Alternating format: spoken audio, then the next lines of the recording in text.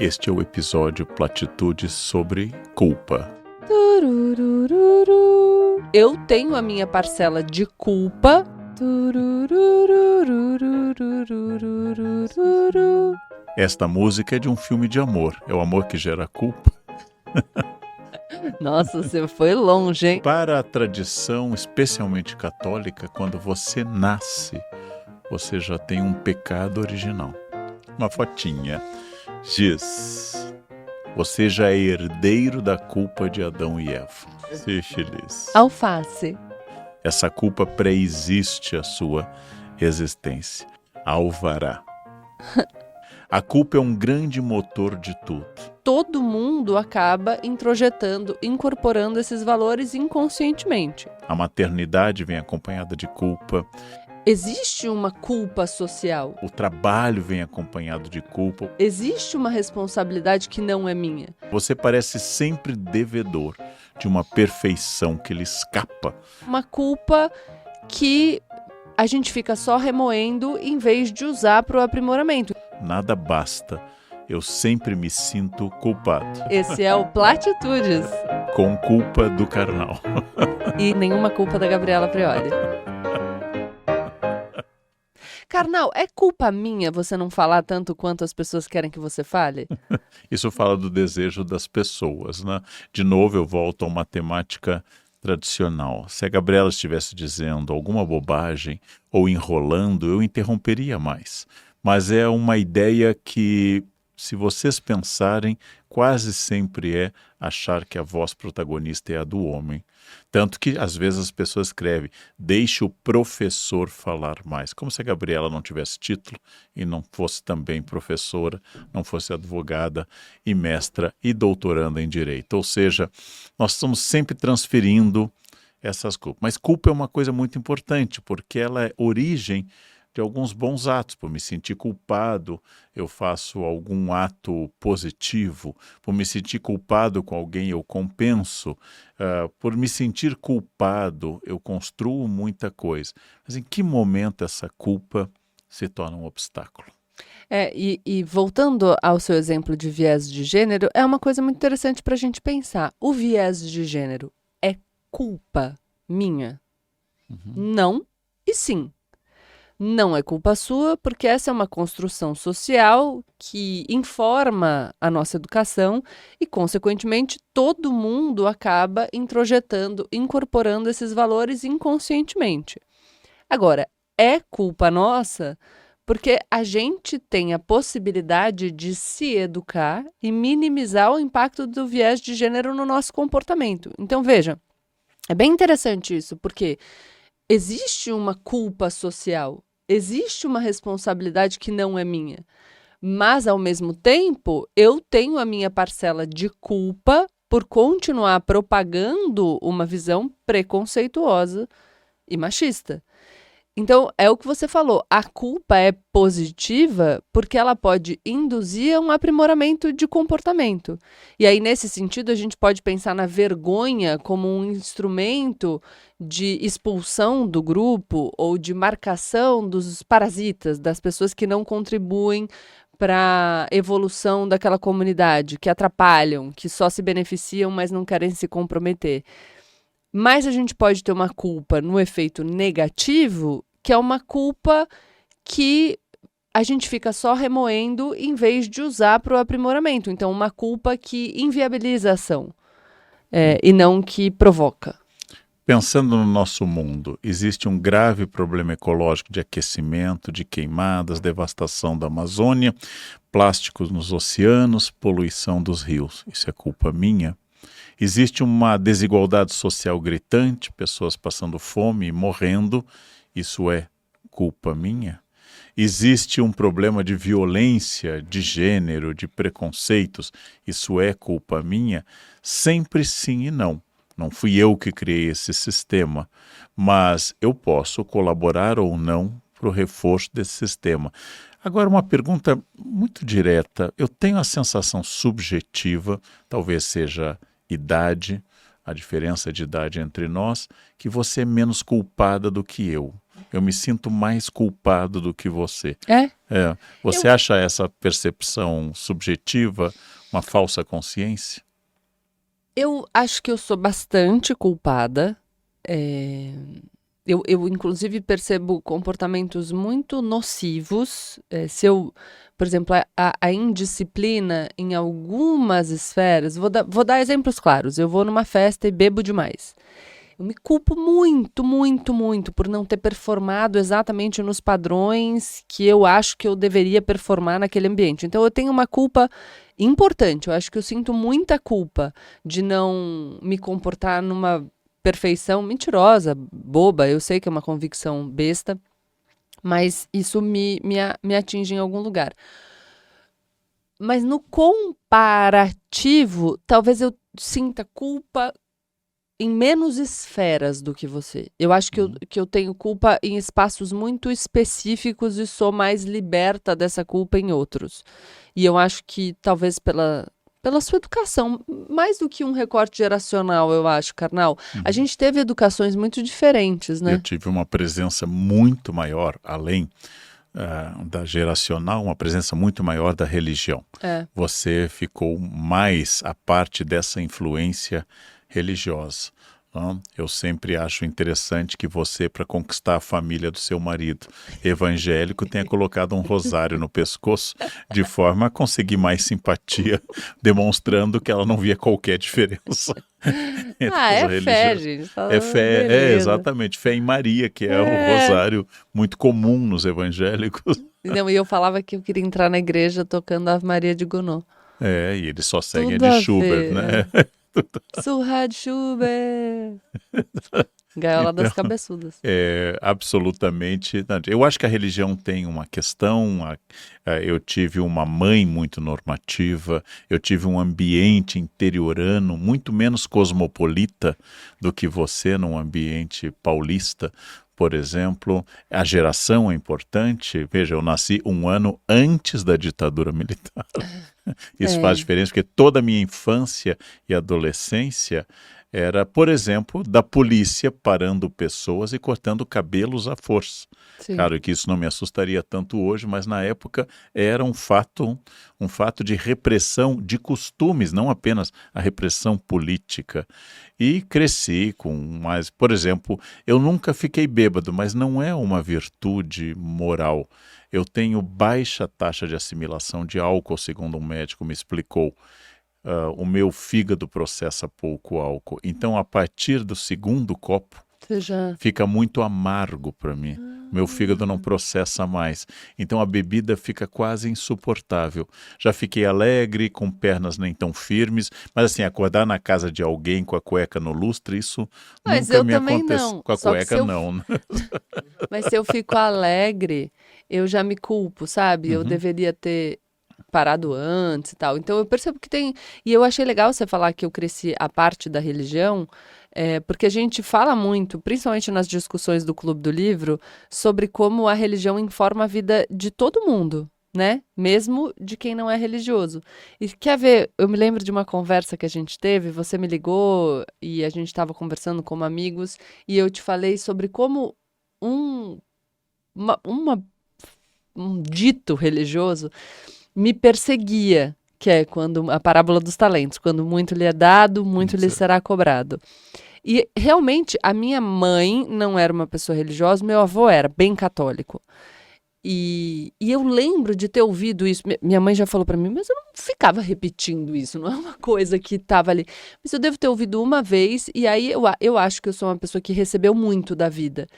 E aí, essa culpa de uma performance, entendeu? Que eu preciso entregar uma excelência, e se eu não me comporto exatamente como eu acho que tem que ser, eu até faço o chicotinho, assim, sabe? Porque eu me culpo bastante. Então, eu acho que esses valores religiosos, mesmo numa educação não religiosa, eles estão lá, viu? É possível criar as pessoas, inclusive sem religião, ou com religião. Quando a gente pega esse exemplo clássico, Fanny Alexander, por exemplo, do Bergman, duas crianças que são levadas para um ambiente muito, muito repressivo religioso, ali fica claro. Mas eu acho que tem uma questão psicológica prévia. Vou lhe dar um exemplo subjetivo. Tá. Eu fiz primeira comunhão com o meu irmão, eu com 7 e ele com 8. E o padre Alexandre Altenhofer, que era o padre que pregava as aulas de catecismo na Igreja do Fião, em São Leopoldo, São José, falou para nós sobre a aparição de Nossa Senhora de Fátima. E descreveu as 3 crianças em Portugal, vendo as almas caindo no inferno como folhas de outono. E ele descreveu com tanta vivacidade, era um jesuíta com forte sotaque alemão e muito brilhante na retórica, que eu fiquei completamente apavorado e voltei chorando a casa, com medo de ir para o inferno. Meu irmão, 1 ano mais velho apenas, fez um monte de folhas no pátio, tocou fogo e ficava jogando. Olha as alminhas, e ficou jogando. Meu irmão tornou lúdica a experiência e ironizou o padre. Olha as alminhas, As alminhas eu amei caindo. seu irmão. Nós tínhamos pés de cinamonos e abacateiros que despejavam muitas folhas no outono, e ele jogava as folhas e imitava o padre, todos para o inferno. O padre Alexandre tinha um sotaque alemão muito forte. E eu chorando e ele ironizando. Eram 1 ano de diferença, eram personalidades diferentes, formas de incorporar um superego diferente. Eu não só me tornei muito religioso e após a primeira comunhão me tornei sacristão, e depois fui ser jesuíta, como meu irmão... Tudo para não cair no fogo. Tudo para não cair no fogo, e o meu irmão não se tornou religioso, vindo da mesma formação, mesmo pai e mãe, mesmo colégio São José, mesmos professores, mesmas freiras. Então existe um discurso religioso, mas por que alguns incorporam isto? Eu incorporei muito, né? Essa ideia de que Deus me vê permanentemente, de que está vendo tudo o que eu faço, é uma ideia moral muito forte, né?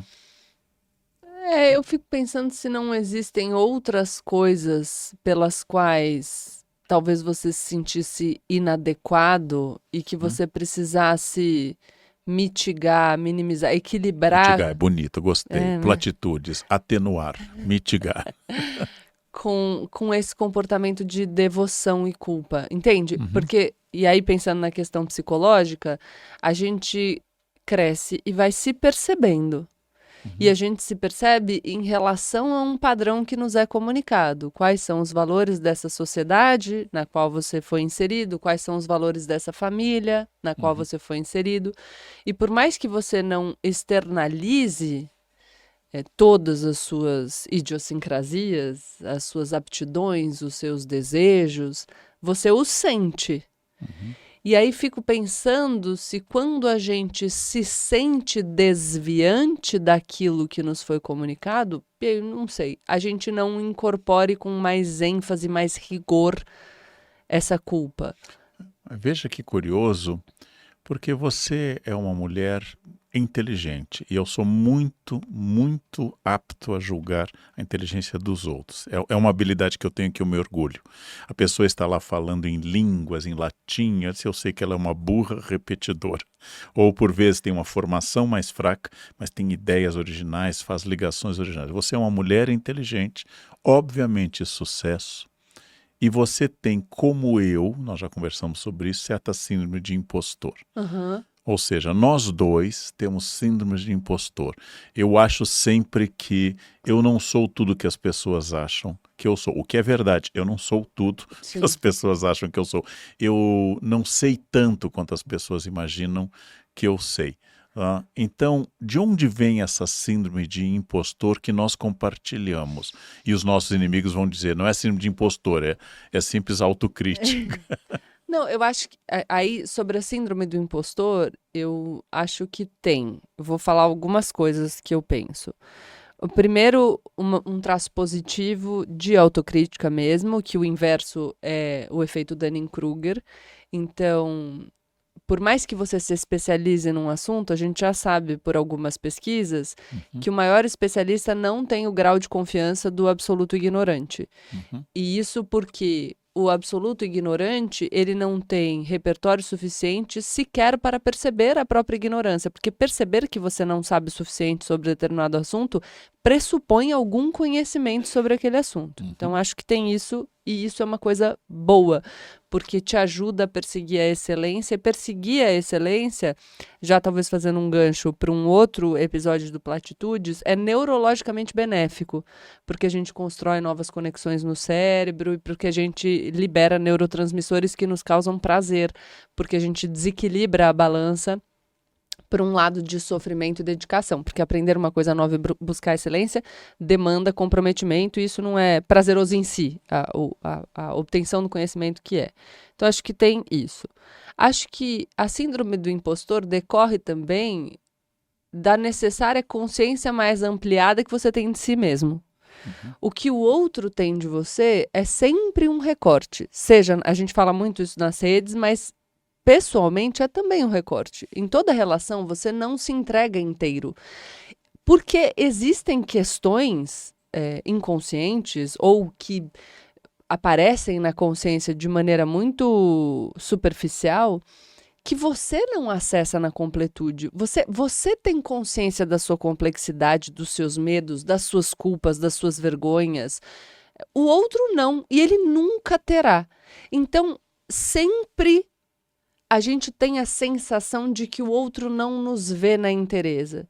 E como a nossa sombra é algo que a gente geralmente não compartilha, porque não tem conforto com aquilo, a gente sabe que a gente tem uma sombra que o outro não conhece. Então, essa síndrome do impostor principalmente quando você é cultuado, enaltecido, valorizado, a gente tem uma carreira pública, é sempre, poxa vida, será que eles estão enganados a meu respeito? Acho que tem isso.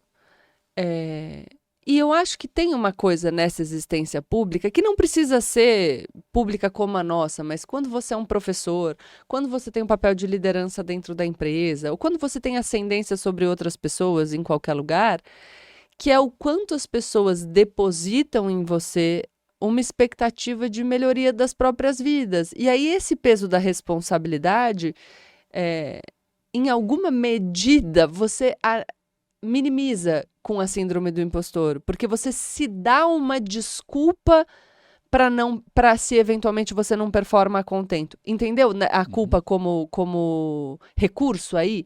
Então, o outro tem uma expectativa em relação a mim. E eu penso que em algum momento eu posso frustrar essa expectativa. Então, eu antecipo a minha desculpa para a eventualidade do meu prognóstico pessimista se verificar. Nossa, eu tô... Desculpa o palavreado, mas é que eu fiquei pensando nisso, porque aí você traz a síndrome do impostor como estratégia, e às vezes é até um recurso do ego, carnal, porque a síndrome do impostor pode te paralisar. E se ela te paralisa, o que é isso se não o seu ego não se permitindo a exposição? Porque se você, vamos supor que você está no trabalho, você tem uma ideia que você acha legal compartilhar, ou você está na escola, na faculdade. Sabe aquela pessoa que nunca entrega o artigo que escreveu? Que nunca submete as suas realizações, os seus projetos ao crivo de outras pessoas, à avaliação de outras pessoas? O que nessa conduta é de fato você não se achar bom o suficiente ou intimamente você se achar tão bom que você não quer desconstruir a ideia que você tem de si mesmo? Porque no exato momento que eu pego o meu artigo, a minha produção e te entrego, eu abro a possibilidade de você avaliar aquilo e destruir a ilusão que eu tenho sobre a minha competência. Então, às vezes, a síndrome do impostor também pode ser uma desculpa. Né? Eu penso na síndrome do impostor e também em Donald Crick, que você citou, em função, por exemplo, quando as pessoas me dizem você fala muito bem do ponto de vista gramatical. Eu fui criado pelo meu pai, professor de português e de latim, e o português do meu pai era, até o fim, infinitamente melhor do que o meu. Meu pai tinha um domínio de etimologia, de retórica, mas principalmente daquilo que eu sempre deslizei na língua portuguesa, análise sintática. Meu pai reconhecia as orações subordinadas, as reduzidas de gerúndio, as coordenadas absolutas e as sindéticas com uma facilidade. Eu precisava pensar muito. O domínio de latim dele fazia com que ele pudesse fazer isso com mais habilidade do que eu fazia. Então eu sempre considerei meu português muito inferior. Alguém em São Paulo me disse: você tem 1,82 m, você é alto. Eu sou o mais baixo dos meus irmãos e dos homens da família. Meu sobrinho de 13 anos já está mais alto do que eu. Então é sempre uma questão de comparação. Nossa, você quando estudava tocava piano bem. Eu vi Nelson Freire. Então, em todos os campos, eu acho que eu caminhei um pouco, mas é tão mais o que tem pela frente que a vaidade é um equívoco matemático nesse caso. A pergunta que eu me faço hoje, mais velho, é: o que eu sei e o que eu faço me torna feliz? É suficiente para aquilo que eu exerço? Eu não sei tudo de história, mas quando eu vou falar sobre um tema histórico, eu sei dar uma visão correta, equilibrada e até inovadora sobre o tema. Eu não sou o especialista dos especialistas naquele tema. E sobre o tema que eu fiz mais estudos da minha vida, praticamente eu nunca falei em público. América colonial. Praticamente nunca falei. Então fica uma questão sempre de comparação. Eu acho que eu cozinho bem, mas eu já comi em muito restaurante 3 estrelas Michelin. E ali tem tecnologia, conhecimento, talento e instrumentos que eu não tenho nem... Mas essa síndrome do impostor te gera culpa?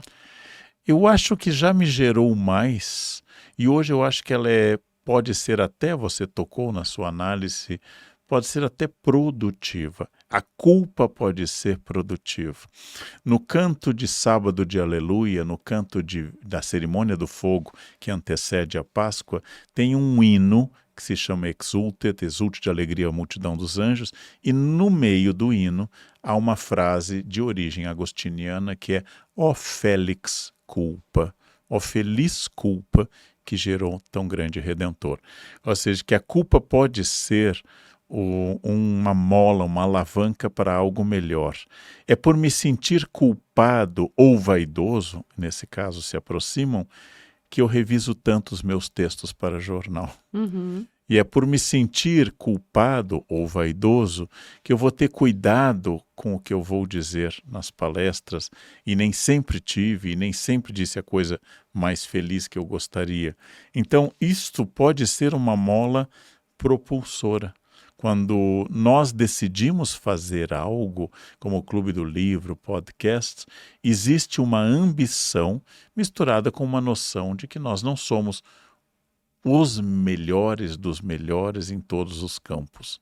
E como é que eu administro o equilíbrio entre não posso entregar qualquer coisa com eu nunca serei suficientemente bom naquilo? E eu falei do papel da culpa, papel social da culpa.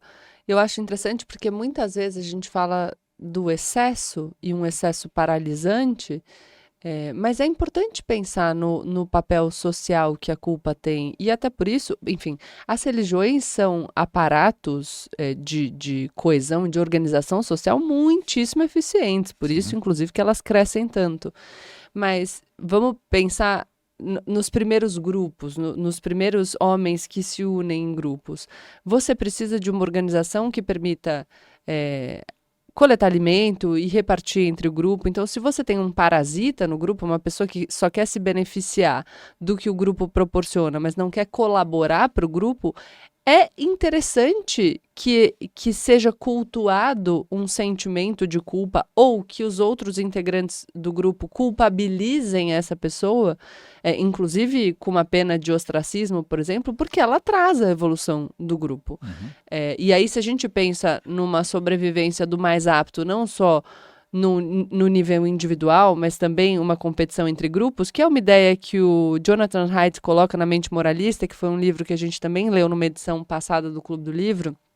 A gente falou muito disso na época, discutindo nas aulas sobre a mente moralista, a partir dessa compreensão dele de uma evolução de competição entre grupos, o quanto é importante um sistema de valores que faça com que todos os membros do grupo estejam comprometidos com a evolução da comunidade e não só pensando em si mesmos, porque senão você prejudica o todo, né? Então é um sentimento importante também. Acho que é buscar o equilíbrio E sempre nessa visão de quem aponta a responsabilidade, culpabiliza, pensar numa vergonha produtiva e não destrutiva. E aí penso num fenômeno completamente diferente do que a gente vê nas redes sociais hoje em dia, quando a gente fala de cancelamento. O que a gente busca no cancelamento? Atribuição de responsabilidade, portanto, atribuição de culpa para destruir aquela pessoa, e é um movimento, portanto, de afirmação só do próprio ego. Eu aponto, e porque aponto não tenho culpa, olha, o outro é o culpado, e aí eu destruo.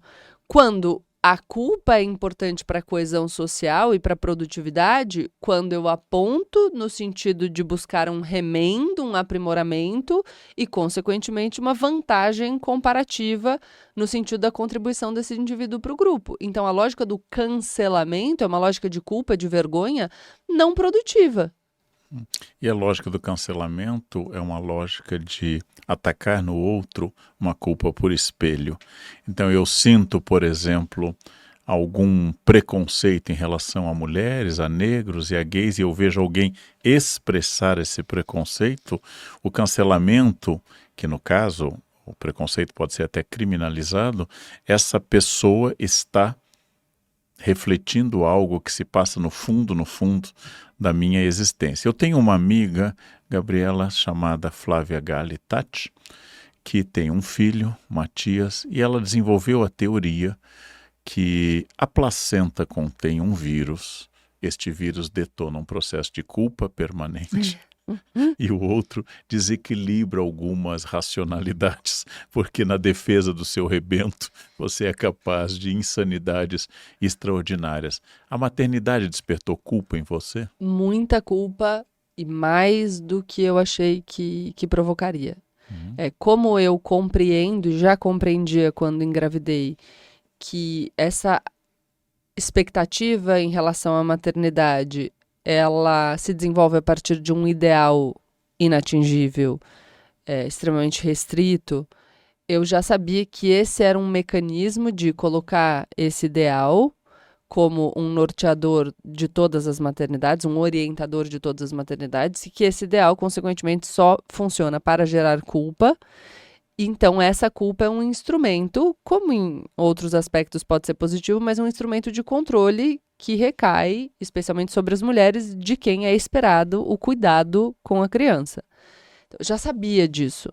Mas quando a minha filha nasceu, eu senti o peso todo da cultura em cima das minhas costas, porque por mais que eu soubesse daquilo racionalmente, estava tão embrenhado dentro de mim, tão profundo ali no meu inconsciente, que eu não conseguia me desprender. Até hoje tenho dificuldade.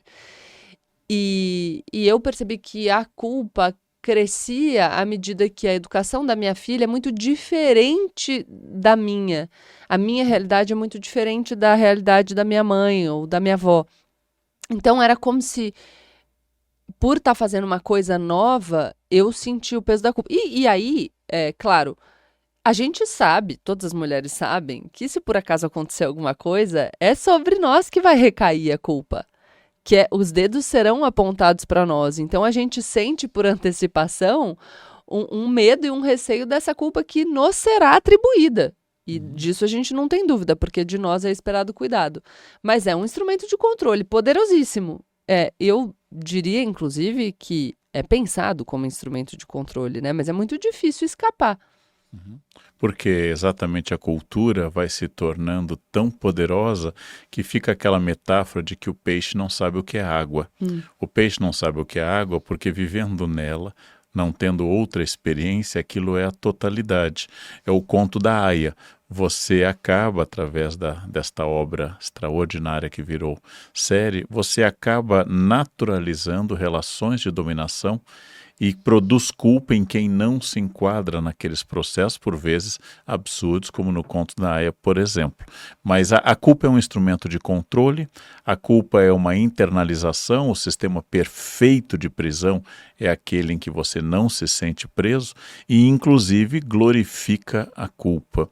Glorifica a culpa do descanso, já que estar trabalhando é virtude, descansar é vício. Glorifica a culpa da maternidade, glorifica a culpa do excesso de cada coisa, do excesso de cuidado, inclusive, de si, porque basta eu dizer a uma pessoa que eu faço check-up todo ano, que a pessoa me diz, mas você faz colonoscopia com qual periodicidade? Eu disse, eu faço a cada 2 ou 3 anos. Mas e endoscopia? Você faz todo ano, né? Porque você já teve refluxo. Aparentemente, querem produzir até uma culpa de uma ortorexia, de um excesso de cuidado com as coisas, que acho que pode até se tornar danoso, esse excesso de cuidados. Muito bom fazer exames, é muito bom se alimentar corretamente, é bom fazer atividade física, mas lembrando que assim como Jesus disse que o sábado foi feito para o homem e não o homem para o sábado, a saúde foi feita para nós e não nós para a saúde.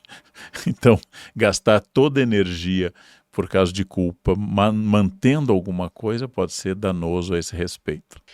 Karna, olha só, eu tenho aqui algumas respostas dos nossos seguidores no Instagram do Platitudes. Aliás, você já segue o Platitudes?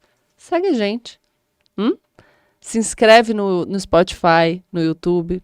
Faz a gente ficar em primeiro lugar nas paradas. Se a gente não alcançar o primeiro lugar, a culpa vocês sabem de quem é, né? Nunca te pedi nada. De vocês. Nunca pedi entendeu? nada. Você vai querer viver com essa culpa? Acho que não. Olha lá.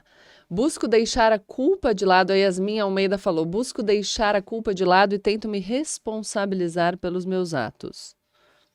Inteligente, né? É inteligente, mas não sei se resolve, porque responsabilizar pode ser uma forma sofisticada de culpa. Eu entendo o que ela quer dizer, né? Ela não quer que a demanda pelas atividades dela venha de fora, mas você sabe que a verdadeira culpa é aquela que você assume como sua. É o que acontece no 1984. Eu não quero que você ceda por medo que 2 e 2 é igual a 5. Eu quero que você de fato acredite que 2 e 2 é igual a 5. E só quando você acreditar, você será alguém curado desta mania de querer ser livre. Ó, a Ellen já respondeu. Eu busco entender de onde ela vem e o que eu posso aprender com ela. Tem aqui uma vizinha do Karnal, a Nadine. Criação alemã do interior do Rio Grande do Sul. Tudo é culpa. Tudo. Anos na terapia. Karnal, explica, por favor. Já explicou, né? Mas é As muito alminhas. É muito bom você viver numa sociedade com pessoas de superego grande e muito culpadas. É bom dirigir no trânsito de uma sociedade com respeito absoluto às regras. E há outros inconvenientes, mas é muito bom uma sociedade onde o sentimento de dever e de honra sejam tão poderosos como no Japão, que alguém acusado de corrupção se mate, que jovens que não entrem no vestibular pensem em suicídio. Claro, uma sociedade que não vê o suicídio com a desonra que nós vemos ou com o desastre que nós vemos, mas é muito importante pensar se isto faz bem também a você, além de fazer à sociedade. Ó, eu achei interessante a Daniele Fernandes, porque ela falou, infelizmente é difícil demais se perdoar. Ah, sim. E aí eu achei que a gente pode falar um pouco sobre auto-perdão, né? Eu gosto muito de pensar como é mais fácil para nós perdoarmos os outros do que a nós mesmos. E o quão boba é essa estratégia, porque nós somos humanos. A gente vai errar. A nossa... Não existe vida sem falta, não existe existência sem falha. A falha é um pressuposto da nossa humanidade. Então, tendo isso como premissa, a gente conseguir se perdoar é uma etapa fundamental para a gente seguir e se melhorar. Não se perdoar é ficar estacionado. E aí tem uma outra mensagem aqui do Ademiro Oliveira Borges, que ele diz, muito ruim a culpa, sofro com isso e sou um covarde que não reage. Eu diria para o Ademiro que o primeiro passo você já deu, Ademiro, que é perceber que isso é um problema. Perceber que você está sendo severo demais com você mesmo. Perceber que é com gentileza que a gente se aprimora. A gente se aprimora por se amar muito e não por se amar pouco. Se a gente se ama pouco, a gente não se acha digno sequer da melhora. Então, por isso que a gente tem que fazer o caminho do amor próprio. Por isso que a gente tem que construir apreço por nós mesmos. E um apreço gentil que, de novo, pressupõe a falha, mas te informa de que você pode se melhorar. Mais do que isso, de que vale a pena investir em você para você se aprimorar. E o perdão das outras pessoas e não sobre si, vamos lembrar que um dos aspectos do perdão, infelizmente, às vezes pode ser assim, não sempre, é eu me sentir melhor do que você. Se a Gabriela chega atrasada e eu chego na hora, eu vou perdoá-la, mas eu vou me sentir superior, porque eu cumpri a regra. Então, o perdão é um exercício também de vaidade. Quando você vê um amigo que lhe pediu dinheiro emprestado e não paga, e você é obrigado a perdoar mais esse adiamento do pagamento, você se sente o máximo da estratégia financeira, do equilíbrio. É muito bom ter gente que erra ao nosso redor, mas ao se perdoar, você vai ter que reconhecer que quem erra não é seu amigo, não é sua mãe, não é seu irmão, não é seu filho, é você mesmo. Por isso que é mais difícil perdoar-se, é mais difícil conceder a simpatia sobre si, porque o erro é seu. A do outro lhe torna maior e o seu erro lhe torna menor. Então tem que abrir mão da vaidade para poder se perdoar e da vaidade para não fazer do perdão sobre os outros um exercício de poder. O Lohan dos Santos disse, me culpo frequentemente por coisas que disse quando não tinha a maturidade que tenho hoje. Anacronismo, né? Você querer levar o presente para o passado. Lohan, eu te diria o seguinte, você pode se culpar, talvez, por não ter se dedicado a amadurecer. Isso é produtivo. Poxa vida, eu tomei essas decisões ou eu falei essas coisas porque eu fui leniente com o não amadurecimento, porque eu fui preguiçoso, porque eu deixei de deliberadamente me expor a situações que poderiam me trazer crescimento. E isso pode ser interessante, porque muitas vezes a gente não se coloca, né? A gente se esquiva do amadurecimento. Então, é importante, sim, pensar nisso. Mas se você... E mesmo assim produtivamente, você não vai conseguir mudar o passado. O que você consegue hoje em dia, se colocar em situações que te permitam amadurecer, mesmo que sejam desconfortáveis. Então, um desconforto que faz a gente crescer.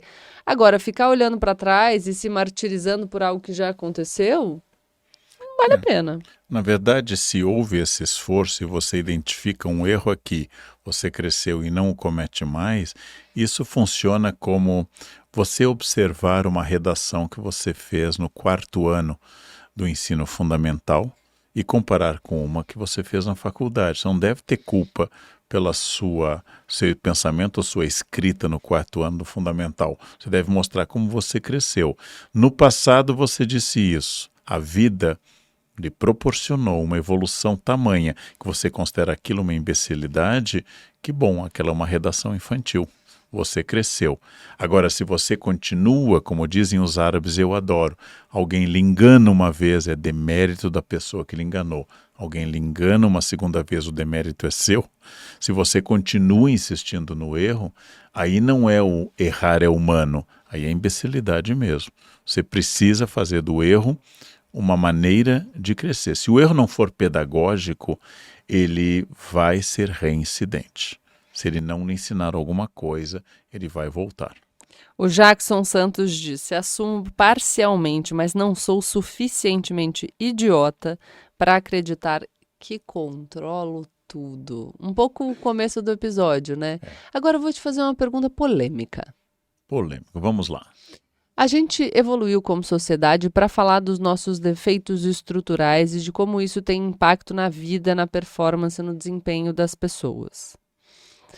Você acha, sente, tem a percepção de que essa compreensão necessária, produtiva, inteligente e devida, para fazer bastante a ressalva, muitas vezes, ou algumas vezes, descamba para um lugar em que eu acho que tudo é culpa dos outros e do mundo e nada é culpa minha.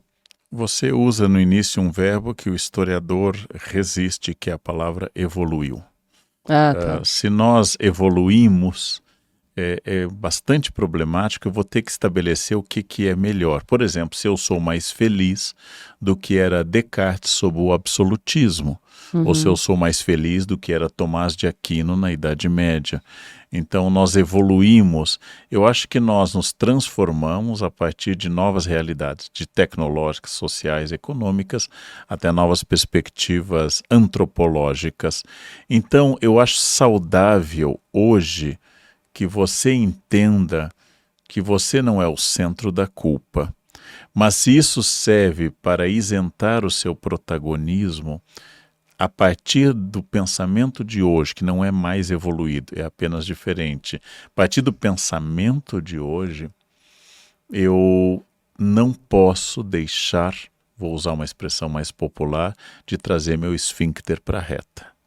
Eu acho fundamental incluir-se. Essa é a diferença que eu faço entre uma reclamação e uma crítica. O que é uma reclamação? Aqui está quente. Pronto. Eu reclamei. Nada tem a ver comigo, não propõe um caminho, não faz outra questão. Agora, se eu faço uma crítica, a temperatura desse ambiente é inadequada a que nós atinjamos nossos objetivos laborais, eu vou propor um dress code diferente, eu vou propor uma intensidade diferente no ar-condicionado, eu vou propor, talvez, abrirmos as janelas, criarmos correntes de ar. Eu estou fazendo uma crítica que me inclui e o que eu posso fazer. A reclamação, ao isentar a sua responsabilidade, fala de uma culpa que você quer transferir. E, de fato, eu não tenho culpa com o deslocamento das placas tectônicas que provocam terremotos. Mas eu, como espécie, tenho culpa se eu construo prédios sem os devidos cuidados nas zonas de choque das placas tectônicas a partir disso. Então, há coisas que escapam ao meu controle. E essas coisas também não devem me fazer perder de vista que eu controlo mais do que eu imagino e menos do que eu gostaria. Ou, como eu já disse e escrevi uma vez, estou acima da pedra, que é o modelo de impotência, e abaixo de Deus, que é o modelo cultural de onipotência. Sou mais que a pedra e menos que Deus. Não posso fazer tudo, mas posso fazer alguma coisa. Eu posso, inclusive, lidar com a minha culpa através de terapia, leitura de livros de filosofia, boas conversas com amigos e tentar, com aquilo que eu tenho, melhorar. Não fazer isso atribuindo a culpa à sociedade, ao momento, omitindo seu protagonismo, isso é um grande erro de estratégia de vida. E tem gente que está mais perto e outras pessoas estão mais distantes da pedra, né? Aí precisa ver onde você quer se colocar. E eu acho que existe um discurso dessa não responsabilização, da não autorresponsabilização, da atribuição de culpa a terceiros ou à sociedade ou a qualquer outra coisa, mas enfim, essa esquiva da responsabilidade que muitas pessoas veem como acolhimento, empatia e solidariedade. E eu vejo como o inverso. Eu acho que é violento, porque quando você exclui a pessoa de qualquer espaço de poder sobre o próprio destino, você a esvazia. Então, dizer que é claro que tem coisas sobre as quais você não tem controle, culpa, responsabilidade, mas você tem um pedaço que você pode controlar, é garantir a essa pessoa poder sobre a própria existência. E isso é bom. Isso tem a ver com entusiasmo, com motivação. Então, quanto mais você se vê como agente do próprio destino, mais você consegue alimentar a disposição para construir o que você deseja. Então, essa esquiva de todo o âmbito de responsabilidade é também um discurso de dominação. Se eu digo para as pessoas e movimento as pessoas em torno de uma ideia de ó céus, ó vida, tudo é culpa da sociedade, culpa dos outros, eu as domino. Porque elas não conseguem alimentar a motivação necessária para alterarem o próprio destino. E aí eu fico no papel de quem difunde essa mentalidade e perversamente as controlo. Gabriela citou um desenho da década de 60 de Hanna-Barbera chamado A Hiena. Era sobre Lip Hard e a hiena sempre dizia ó vida, ó céus, ó azar, não vai dar certo. E, a propósito, a hiena tinha razão. Não dava certo, sempre terminava em um desastre. Mas a grande questão que eu acho que é a lição da hiena que reclama é que ela reclamava e não fazia nada. Enquanto que o leão tentava. Sempre havia um desastre, mas dizer que nada vai dar certo, desta forma, como uma vez eu conversei com alguém, né, que era um militante ecologista e que me disse, está tudo perdido, não tem mais como salvar a Amazônia. Eu disse, bom, então não precisamos fazer mais nada, né? É só saber como será o fim que se aproxima. No momento que eu constato, e até pode ser tecnicamente correto, que está tudo perdido, eu não preciso fazer mais nada. O Titanic está afundando. Então não tem mais como salvar o navio, agora é cada um por si e vamos ver. E eu aqui deitada no sofá. Eu peguei, porque a gente tá falando de culpa, conversa muito com o nosso episódio de autorresponsabilidade, né? Aliás, se você ainda não escutou, escute que tá muito bom. Eu acho que a gente falou de Hanna-Barbera nesse episódio também, porque eu falo muito a céus à vida. Alecrim Lima diz assim... Peraí que eu vou ler com Alecrim Lima, duas plantas na mesma pessoa. Peraí que eu vou ler. Alecrim Lima 3164. Eu vou ler com entonação, tá? Nossa, nessa vida eu não vou conseguir ser incrível como o Karnal. PQP. Que tesão te ouvir. Muito obrigada. E Gabriela, você também é incrível, mas o Karnal me dá água na boca. Como o conhecimento é sexy, caralho. É bom que é água na boca, né? A água. E não o caralho.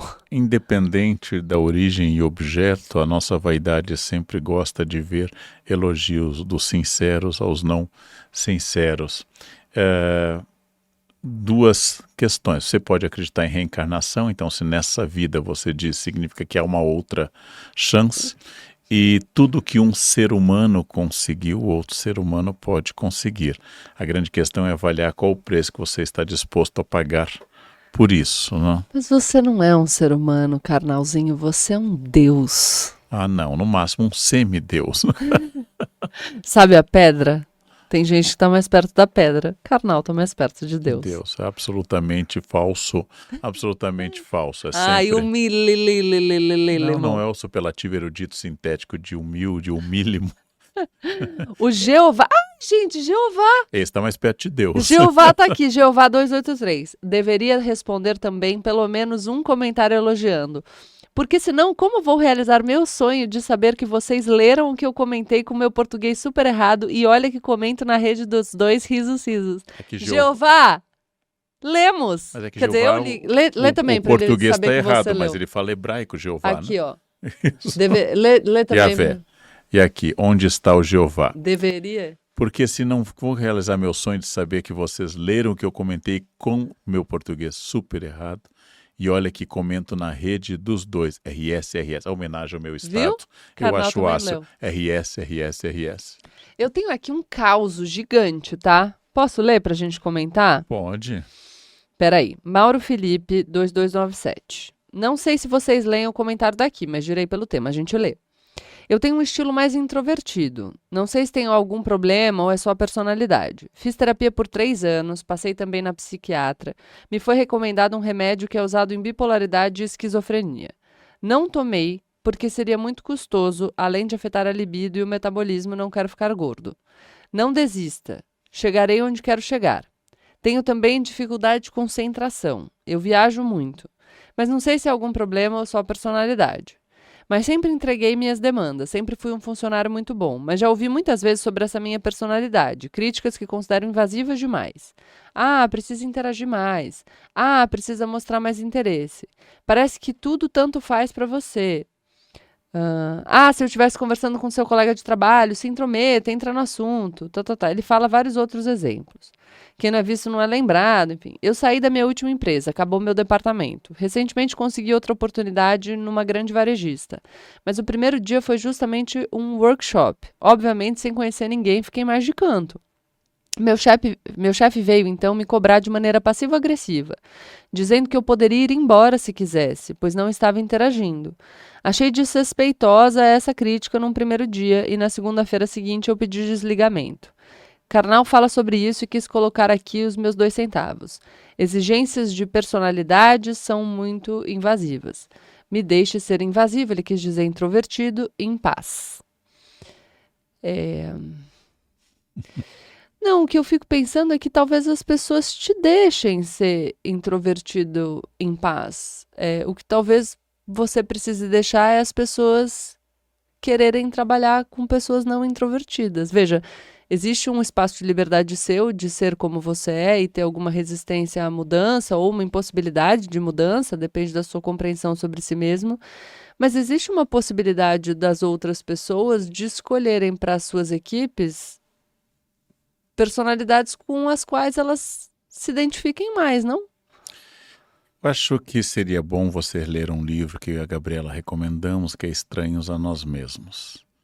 Pelo menos essa busca de uma neurotipicidade padrão e ortodoxa, ela esbarra na maioria das pessoas. Sim. As pessoas têm diferentes dores, só que algumas são mais sociais ou disfarçam mais sua timidez.